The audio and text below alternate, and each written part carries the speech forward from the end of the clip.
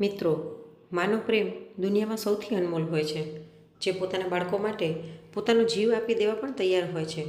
પરંતુ એ જ માં જો સોતેલી હોય તો એનું હૃદય પથ્થર કરતાં પણ વધારે સખત હોઈ શકે છે. આ વાર્તા છે ચિંટુની, એક 1.5 વર્ષના માસૂમ બાળકની, જેણે પોતાની માને 1.5 વર્ષની ઉંમરમાં જ ખોઈ નાખી. એની સોતેલી માએ એને એટલો હેરાન કર્યો કે તે સ્ત્રીના નામથી જ ડરવા લાગ્યો. ભૂખ, તરસ અને મારથી તડપી તડપીને તેણે એક દિવસ હંમેશા માટે આંખો બંધ કરી લીધી. પરંતુ કહે છે ને કે જેનું કોઈ ન હોય તેનો ઉપરવાળો હોય છે. મિત્રો, વાર્તા આગળ વધારીએ તે પહેલાં તમને બધાને આગ્રહ છે કે વિડીયોને એક લાઇક આપી અને ચેનલને સબસ્ક્રાઈબ જરૂરથી કરી નાખજો, જેથી અમારું મનોબળ વધતું રહે અને અમે આવી જ નવી વાર્તા તમને સંભળાવતા રહીએ. મિત્રો, આ સાચી ઘટના છે બિહારના પટનાના એક નાનકડા એવા ગામની. એ ગામમાં એક નાનકડું એવું ઘર હતું, જેમાં રહેતો હતો ચિંટુ, એક 1.5 વર્ષનો નાનો બાળક. ચિંટુની દુનિયા ખૂબ જ નાની હતી. તેની માનો ખોળો, તેનું દૂધ અને તેનું પ્રેમભર્યું વાત્સલ્ય. તે પોતાની મમ્મીની આંગળી પકડીને ચાલવાનું શીખી રહ્યો હતો. તે હજી પૂરું બોલતા શીખ્યો નહોતો. બસ માં માં કહીને તે હસતો અને માં તેને પોતાના ગળે લગાડી લેતી. ચિંટુની માં સાવિત્રી આખો દિવસ ઘરનું કામ કરતી, ચિંટુને પ્રેમથી જમાડતી અને રાત્રે તેને હાલરડા ગાઈને સુવડાવતી. ભુવન, ચિંટુનો બાપ, મજૂરી કરતો હતો. તે વહેલી સવારે નીકળી જતો અને રાત્રે થાકીને ઘરે આવતો. પરંતુ તે જ્યારે ચિંટુને હસતો રમતો જોતો તો તેનો બધો જ થાક ઉતરી જતો. પરંતુ એક દિવસ તે હસી હંમેશા માટે છીનવાઈ ગઈ. ગામમાં હજી નવી નવી જ વીજળી આવી હતી, એટલે વીજળીના તાર ગલીઓમાં લટકતા હતા અને ગામવાળાઓને કંઈ ઝાઝી સમજણ નહોતી. એક દિવસ સવારે સાવિત્રી કપડાં ધોઈ રહી હતી. બાજુમાં જ એક વીજળીનો તાર ખુલ્લો લટકી રહ્યો હતો. સાવિત્રી ભૂલથી તે તારને અડી ગઈ. કરંટનો જોરદાર ઝટકો લાગ્યો અને તે પળવારમાં દુનિયામાંથી જતી રહી. નાનો બાળક ચિંટુ, જે એ સમયે પોતાની માની બાજુમાં જ રમી રહ્યો હતો, કંઈ સમજી શક્યો નહીં. તે રડવા લાગ્યો, પરંતુ હવે તેની મા તેને ચૂપ કરાવવા માટે ઉઠી નહીં. ગામવાળાઓએ સાવિત્રીને બચાવવાની કોશિશ કરી, પરંતુ બધું બેકાર ગયું. ચિંટુની મા હવે આ દુનિયામાં નહોતી. ભુવન એકદમ ભાંગી પડ્યો. તે આખી રાત રડતો રહ્યો. ચિંટુને પોતાના ખોળામાં લઈને તે રડતો રહ્યો. ગામની બીજી મહિલાઓ ચિંટુને સંભાળતી, પરંતુ તે નાનું બાળક પોતાની માને શોધતું રહેતું. એની નાનકડી એવી દુનિયા ઉજળી ગઈ હતી. ભુવનને લાગ્યું કે ચિંટુને માની જરૂર છે અને તેને પણ એક જીવનસાથી જોઈએ, જે ઘર સંભાળે અને ચિંટુને પ્રેમ આપે. થોડા મહિના પછી ભુવને રૂપા નામની એક છોકરી સાથે લગ્ન કરી લીધા. રૂપા તે જ ગામની હતી. તે જવાન હતી, સુંદર હતી અને તેની વાતો મીઠી હતી. ભુવનને લાગ્યું કે તે ચિંટુની સારી માં બનશે. રૂપાને તે પોતાના ઘરે લઈ આવ્યો. શરૂઆતમાં રૂપા ચિંટુ સાથે ખૂબ જ સારો વ્યવહાર કરતી. તે એને જમાડતી અને તેની નાની મોટી ધીંગામસ્તીને હસવામાં કાઢી નાખતી. ચિંટુને લાગ્યું કે કદાચ આ એની નવી માં છે. તે રૂપા પાસે જતો, તેની સાડી પકડતો અને હસતો. રૂપા પણ તેની સામે પ્રેમથી જોતી. પરંતુ આ બધું વધારે દિવસો સુધી ન ચાલ્યું. રૂપાનો અસલી ચહેરો ધીરે ધીરે સામે આવવા લાગ્યો. તેણે ઘર ઉપર કબજો જમાવી લીધો. ભુવનને પોતાના ઈશારા ઉપર નચાવવા લાગી. તે ઘરની માલકીન બની બેઠી અને ચિંટુને બોજ સમજવા લાગી. ચિંટુ હજી નાનો હતો અને નાના છોકરાઓ તો તોફાન મસ્તી કરે જ છે. ક્યારેક તે આંગણામાં પાણી ઢોળી નાખતો, ક્યારેક કપડાં માટીથી ગંદા કરી નાખતો, તો ક્યારેક કોઈક સામાન પાડી નાખતો. પરંતુ રૂપાથી હવે આ બધું સહન નહોતું થઈ રહ્યું. તે ચિંટુને નાની નાની વાત ઉપર ખીજાવા લાગી. જો ચિંટુ રડવા લાગતો તો તેને ચૂપ કરાવવા માટે મારતી. ક્યારેક ક્યારેક તો ચૂલામાંથી ગરમ ચીપીઓ ઉપાડતી અને ચિંટુના નાનકડા શરીર ઉપર ડામ દઈ દેતી. ચિંટુની ચીસ સાંભળીને આડોશ પાડોશની મહિલાઓ આવી જતી. તે કહેતી કે રૂપા, આ બાળક તો મા વગરનું છે, એને શું કામે હેરાન કરે છે? પરંતુ રૂપાનું મન જરાય પીગળતું નહીં. તે ગુસ્સાથી કહેતી કે આ પોતાની માને ખાઈ ગયો, હવે મને પણ ખાઈ જશે. આ મરવાને લાયક જ છે. જો મને ખબર હોત કે આ આટલો તોફાની છે તો હું આ ઘરમાં પગ મૂકત જ નહીં. તેની વાતો એટલી કડવી હતી કે સાંભળવાવાળા ચૂપ થઈ જતા. કોઈ તેની સાથે માથાકૂટ કરવા નહોતું માગતું. રૂપા ઝઘડાલુ હતી અને તેનો ગુસ્સો બધાને ખબર હતી. રાતનો સમય ચિંટુ માટે વધારે મુશ્કેલ થતો. શિયાળાની ઠંડી રાતોમાં તે પોતાની માનો ખોળો અને હૂંફ શોધતો.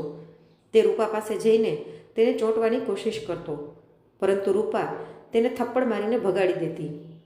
તે રાડ પાડીને કહેતી, જા અહીંથી, બીજે ક્યાંક સૂઈ જા. અહીં પેશાબ કરી જઈશ તો પલંગ ખરાબ થઈ જશે. ચિંટુને પલંગ ઉપર જગ્યા ન મળતી. તે નીચે સાઈડમાં પડ્યો રડતો રહેતો. ભુવન ક્યારેક ક્યારેક રૂપાને ટોકતો. તે કહેતો, ભલે આ હજી નાનો છે, તેને નીચે ઠંડી લાગી જશે. પરંતુ રૂપા તેની એક પણ વાત સાંભળતી નહીં. ચિંટુ હજી નાનો હતો એટલે ક્યારેક ચડ્ડીમાં છી કરી જતો તો રૂપા તેને ધોતી પણ નહીં. તે આખો દિવસ ગંદા કપડામાં ફરતો રહેતો. ભુવન જ્યારે સાંજે મજૂરી કરીને પાછો ફરતો તો ચિંટુની હાલત જોઈને તેનું મન દુઃખી થઈ જતું. તે ચિંટુને નવડાવતો, સાફ કરતો, પરંતુ રૂપાનું વર્તન ક્યારેય બદલાણું નહીં. ચિંટુનું બાળપણ ડર અને દર્દમાં ડૂબી ગયું. તે રૂપાથી એટલો ડરવા લાગ્યો કે કોઈ પણ સ્ત્રીને જોઈને ડરી જતો. તેને એવું લાગતું કે કદાચ એ પણ તેને મારશે. ગામમાં ના એના દાદા દાદી હતા કે ના કોઈ સગા સંબંધી જે ચિંટુને સાચવી લે. તેના એક કાકા જેનું નામ સુજીત હતું ગામમાં જ રહેતા હતા. સુજીત એક નાનકડો ખેડૂત હતો, પરંતુ તેની પોતાની જિંદગી હતી. તેની પત્ની લક્ષ્મી અને 2 બાળકો હતા. તે લોકોને ચિંટુને જોઈને દયા તો આવતી, પરંતુ પોતાના બાળકોના ઉછેરમાં વ્યસ્ત રહેતા. ગામમાં એક વૃદ્ધ મહિલા હતી, દાદીમા. તે ગામની સૌથી મોટી ઉંમરની મહિલા હતી. બધા એમને દાદીમા કહીને બોલાવતા. દાદીમાની પોતાની કોઈ સંતાન નહોતી, પરંતુ તેઓ ગામના છોકરાઓને ખૂબ જ પ્રેમ કરતા. તેઓ ઘણી વખત ચિંટુને જોતા અને ભુવનને કહેતા, ચિંટુને રૂપા પાસે ન છોડતો જા, એ નિર્દયી છે. ચિંટુને મારી પાસે લઈ આવો, હું એને સારી રીતે ઉછેરી લઈશ. પરંતુ ભુવન ચૂપ રહેતો. તેને લાગતું કે જો તે ચિંટુને દાદીમા પાસે મોકલશે તો રૂપા નારાજ થઈ જશે. દાદીમા ક્યારેક ક્યારેક ચિંટુને પોતાની પાસે બોલાવતા, તેને ખાવાનું આપતા અને પોતાના ખોળામાં બેસાડીને વાર્તાઓ સંભળાવતા. ચિંટુ દાદીમાના ખોળામાં રાહત અનુભવતો, પરંતુ તે રૂપાથી એટલો ડરતો કે તે વધારે સમય સુધી એમની પાસે રોકાતો નહીં. તેને લાગતું કે જો રૂપા જોઈ જશે તો ફરી તેને માર પડશે. 4 વર્ષ વીતી ગયા. આ દરમિયાન રૂપાને એક દીકરો થયો, જેનું નામ એમણે મહેશ રાખ્યું. હવે રૂપાએ ચિંટુનું જીવવું વધારે હરામ કરી નાખ્યું. તે મહેશને તો ખૂબ જ લાડ પ્રેમથી રાખતી, તેને સારા કપડાં પહેરાવતી, એને પોતાની પાસે સુવડાવતી, પરંતુ ચિંટુને સોતેલો સમજીને વધારે હેરાન કરતી. જો ચિંટુ મહેશ પાસે રમવા જતો તો રૂપા તેને ખીજાઈને ભગાડી દેતી. એ કહેતી કે આને ના અડતો, તું ગંદો છો. ચિંટુ હવે 5 વર્ષનો થઈ ગયો હતો. તેની આંખોમાં ડર અને ઉદાસી વસી ગઈ હતી. એ ગામની ગલીઓમાં એકલો ભટકતો રહેતો. ગામના બીજા બાળકો તેની સાથે રમતા, પરંતુ તે વધારે હસતો નહીં. ગામના અમુક છોકરાઓ તેને ચીડવતા, અરે ચિંટુ, તારી મા તો તને મારે છે. ચિંટુ ચૂપચાપ સાંભળતો અને પોતાની આંખો નીચે કરી દેતો. આ દરમિયાન ભુવનના બીજા નાના ભાઈ અજીતના લગ્ન થયા. અજીતની પત્ની હતી મીરા, એક નેકદિલ અને પ્રેમાળ સ્ત્રી. મીરા બાજુના ગામડાની જ હતી. એ ભણેલી ગણેલી હતી અને તેનું મન ખૂબ જ વિશાળ હતું. જ્યારે મીરા લગ્ન પછી ગામમાં આવી તો ઘરે લગ્ન પ્રસંગના કારણે સગા સંબંધીઓ જમા હતા અને બાળકો દિવસ રાત મીરાના રૂમમાં ઉધમ મચાવતા. નવી વહુનો રૂમ બાળકોને હંમેશા ખૂબ જ પસંદ આવે છે. ત્યાં નવો પલંગ, નવી મીઠાઈઓ અને ખૂબ જ વધારે મજા હોય છે. મીરાને બાળકો હેરાન કરતા, પરંતુ તે ચૂપ રહેતી. તે નવી પરણેલી વહુ હતી એટલે એને ડર હતો કે જો તે કંઈક બોલશે તો લોકો શું વિચારશે. તે બાળકોને પ્રેમથી બોલાવતી, તેમની સાથે હસતી રમતી. બધા બાળકો કહેતા કે આ નવા આંટી ખૂબ જ સારા છે. ચિંટુ પણ તે બાળકો સાથે મીરાના રૂમમાં આવતો, પરંતુ તે દૂર ઊભો રહેતો. તે ના કંઈ માગતો કે ના મસ્તી કરતો. મીરાએ જોયું કે આ બાળક બાકી બાળકોથી અલગ છે. તેણે પૂછ્યું, આ કોણ છે? ત્યારે સુજીતની પત્ની લક્ષ્મીએ કહ્યું કે આ ચિંટુ છે, ભુવનનો દીકરો. તેની સોતેલીમાં રૂપા તેને ખૂબ જ મારે છે. બિચારો મા વગરનો છે. આ સાંભળીને મીરાનું મન ભરાઈ આવ્યું. તેણે ચિંટુને પ્રેમથી બોલાવ્યો, કહ્યું, બેટા અહીં આવ. ચિંટુ દરતા દરતા પાસે આવ્યો. મીરાએ તેને પોતાના ખોળામાં બેસાડ્યો તેનું નામ પૂછ્યું. ચિંટુએ ધીમા અવાજમાં કહ્યું, ચિંટુ. પહેલી વખત કોઈ મહિલાએ તેને આટલા પ્રેમથી બોલાવ્યો અને ખોળામાં બેસાડ્યો હતો. મીરાએ તેના વાળમાં તેલ લગાડ્યું અને તેને પ્રેમથી હાથ ફેરવ્યો. ચિંટુ તેના ખોળામાં રાહત મેળવીને સૂઈ ગયો. મીરાએ તેને તેના પલંગ પર સુવડાવી દીધો. ધીરે ધીરે ચિંટુ મીરા પાસે આવવા લાગ્યો. તે એના રૂમમાં બેસતો. મીરા એને ખાવાનું દેતી, તેના કપડાં ઠીક કરતી. ગામની બીજી સ્ત્રીઓએ મીરાને કહ્યું કે રૂપાએ ચિંટુ સાથે હંમેશા દુર્વ્યવહાર કર્યો છે. તેને ખાવાનું પણ દેતી નથી. જો તે ભૂલથી ચડ્ડીની અંદર છી કરી જતો તો તેને સાફ પણ કરતી નહીં. ક્યારેક ક્યારેક તો તે આખો દિવસ ભૂખ્યો રહેતો.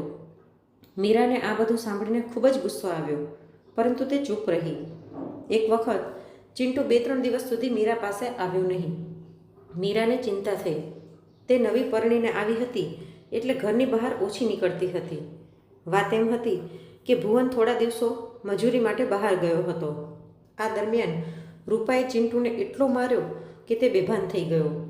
તેણે ચીપિયો ગરમ કરીને ચિંટુને ડામ દીધો અને તેને 2-3 દિવસ સુધી કંઈ ખાવા પણ દીધું નહીં.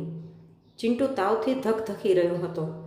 તેની હાલત એવી હતી કે લાગતું હતું કે તે હવે નહીં બચે. તે જ સમયે પેલા દાદીમાને કોઈએ આ વાત જણાવી. દાદીમા લાકડાના ટેકે ભુવનના ઘરે પહોંચ્યા. તેમણે ચિંટુને જોયો તો તેમની આંખમાં આંસુ આવી ગયા. તેઓ રૂપા પર ગુસ્સો કરવા લાગ્યા કે તું માણસ છો કે રાક્ષસ? આ માસૂમ ઉપર આટલો બધો જુલમ? પરંતુ રૂપાએ તેમને ઉલટો જવાબ આપ્યો, તમારે એમાં શું? આ મારું ઘર છે. દાદીમાએ ગામવાળાઓને બોલાવ્યા. બધાએ ચિંટુની હાલત જોઈ. ત્યારે જ ભુવન પણ બહારથી પાછો આવ્યો. ચિંટુને જોઈને તેનો ગુસ્સો ફાટી નીકળ્યો. તે રૂપાને ખરું ખોટું કહેવા લાગ્યો. તેણે ચિંટુને તેડ્યો અને હોસ્પિટલે લઈ ગયો. ગામવાળા કહેવા લાગ્યા કે બસ હવે બહુ થઈ ગયું. હવે આ રૂપાના વિરુદ્ધ પોલીસ ફરિયાદ કર. પરંતુ ભુવન ચૂપ રહ્યો, કેમ કે તેને રૂપાની જરૂરત હતી. એટલા માટે એ કંઈ બોલ્યો નહીં. જ્યારે મીરાને આ બધી બાબતની જાણ થઈ તો તેને ઊંડો આઘાત લાગ્યો. તે વિચારવા લાગી કે શું એક મહિલા આટલી નિર્દયી હોઈ શકે? મીરાએ મનમાં ને મનમાં નક્કી કરી લીધું કે તે ચિંટુને રૂપા પાસે નહીં જવા દે. તેણે ચિંટુને પોતાની પાસે રાખી લીધો. એને પોતાના દીકરાની જેમ પ્રેમ કરવા લાગી. ચિંટુને મીરાની અંદર પોતાની મા દેખાવા લાગી. તે મીરાને મમ્મી કહેવા લાગ્યો. મીરા તેને પોતાના ગળે લગાડી લેતી, તેને સારા કપડાં પહેરાવતી, વ્યવસ્થિત જમાડતી. ધીરે ધીરે ચિંટુનો ચહેરો મોરો બદલવા લાગ્યો. જે પહેલાં દુબળો પાતળો અને ડરેલો હતો, હવે હસતો રમતો બાળક બની ગયો. સમય વીતતો ગયો. 12 વર્ષ પછી જિંદગીએ ફરી વખત પડખું ફેરવ્યું. આ દરમિયાન રૂપાને 2 બાળકો થયા, મહેશ અને એક દીકરી રિયા. મીરાને પણ 2 બાળકો થયા, એક દીકરી પૂજા અને એક દીકરો રાઘવ. પરંતુ ભુવન અને અજીત બંને દારૂના નશામાં પોતાનો જીવ ખોઈ બેઠા. હવે રૂપા પોતાના 2 બાળકો સાથે હતી અને મીરા પોતાના 2 બાળકો અને ચિંટુની સાથે. ઘરનો પરિવાર હવે મોટો થતો ગયો હતો અને ખર્ચો હવે વધતો જતો હતો. પરિવાર મોટો થવાના કારણે રૂપિયાની તંગી થવા લાગી. ખેતીવાડીનો પણ કોઈ આશરો નહોતો. સૌથી મોટો દીકરો ચિંટુ હતો, જે હવે 16 થી 17 વર્ષનો થઈ ગયો હતો. એક દિવસ તેણે મીરાને કહ્યું, મમ્મી, હું મુંબઈ જઈશ, ત્યાં કામ કરીશ. આ સાંભળીને મીરા થોડી ડરી ગઈ. તે બોલી, બેટા તું હજી નાનો છે. પરંતુ ચિંટુએ હિંમત દેખાડી. તે બોલ્યો, મમ્મી હું કોશિશ કરીશ. પછી મીરાએ આંખોમાં આંસુ સાથે તેને વિદાય કર્યો. ચિંટુ મુંબઈ ગયો અને ત્યાં તેનું કામ જામી ગયું. તે એક કપડાની દુકાનમાં નોકરી કરવા લાગ્યો. મહેનત કરીને તે રૂપિયા કમાવા લાગ્યો અને મીરાને મોકલાવા લાગ્યો. મીરા પોતાના બાળકોને સ્કૂલે મોકલવા લાગી અને ત્યાં જ બીજી બાજુ રૂપાની હાલત ખરાબ થઈ ગઈ. તેના બાળકો નાલાયક નીકળ્યા. મહેશ દારૂ પીવા લાગ્યો અને રિયા તેનાથી ઝઘડા કરતી. રૂપાને બળતરા થવા લાગી. પછી તેણે દિમાગ લગાડ્યું અને તે ગામમાં દેકારો કરવા લાગી. મારા પતિનો દીકરો કમાઈને એ સ્ત્રીને રૂપિયા આપી રહ્યો છે, મને પણ એના રૂપિયા જોઈએ. તેણે પંચાયત બોલાવી. પંચાયતમાં ગામના વડીલો જમા થયા. રૂપાએ કહ્યું, ચિંટુના રૂપિયા ઉપર મારો હક છે.